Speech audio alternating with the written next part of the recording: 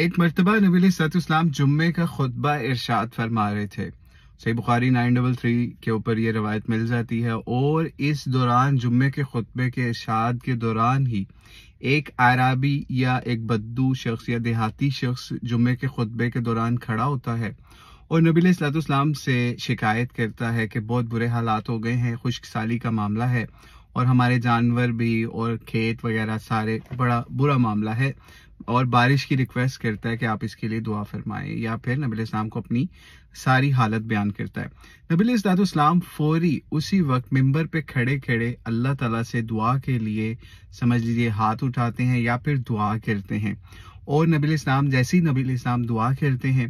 تو اس روایت کے اندر آتا ہے، راوی بتاتے ہیں کہ اتنی زبردست فوری بارش شروع ہو جاتی ہے کہ نبی علیہ الصلوۃ والسلام کے ممبر سے نیچے اترنے سے پہلے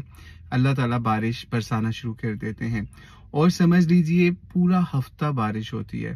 اور پھر اگلے جمعے تک بارش ہوتی رہتی ہے، اور اگلے جمعے کے اندر پھر وہی شخص آتا ہے اور وہی شخص آ کے نبی علیہ الصلوۃ والسلام سے کہتا ہے کہ اب بارش بہت ہو گئی ہے، تو آپ اللہ تعالیٰ سے پھر دعا کریں کہ اب بارش بند کر دیں،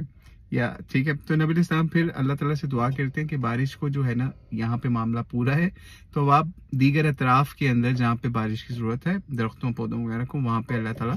بارش کو لے جائیے۔ تو اس روایت سے ہمیں نبی علیہ السلام کا پتہ چلتا ہے کہ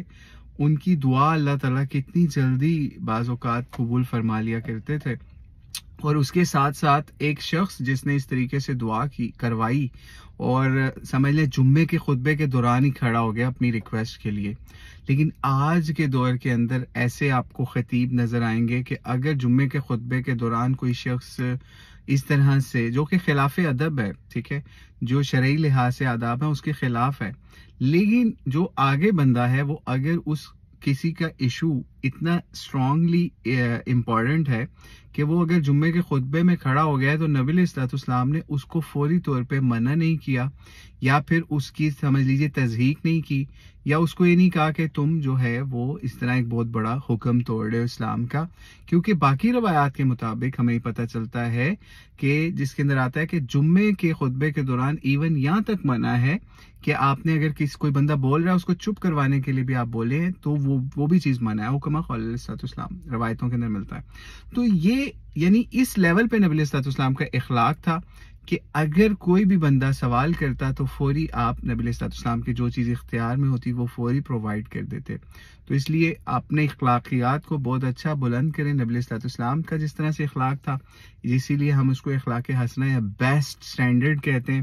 وہ یہی ہے۔ ہمارے خطیبوں کو، ہمارے علماء کو، ہمارے عوام کو اس اخلاق کو سیکھنے کی، سمجھنے کی ضرورت ہے کہ اگر کوئی بندہ کبھی جمعے کے خطبے کے دوران آؤٹ آف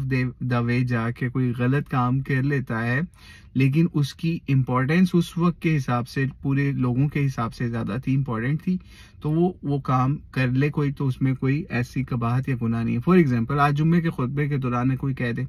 کہ امام صاحب آپ مسلمانوں کی حالت بہت بری ہے تو اس کے لیے دعا کروا دے، تو وہ ٹھیک ہوگا وہ کام، ٹھیک ہے، لیکن بہرحال احتیاط سے اپنے رزق کے اوپر یہ کام کریں، کیونکہ نہ تو لوگ آپ کو ٹالریٹ کریں گے، نہ ہی امام صاحب اس مسجد کے ٹالریٹ کریں گے۔ تو اس لیے اللہ تعالیٰ سے دعا ہے نبی علیہ السلام کا اخلاق ہمیں سیکھنے کی توفیق عطا فرمائے۔ اللہ علیہ وسلم۔ السلام علیکم ورحمۃ اللہ وبرکاتہ۔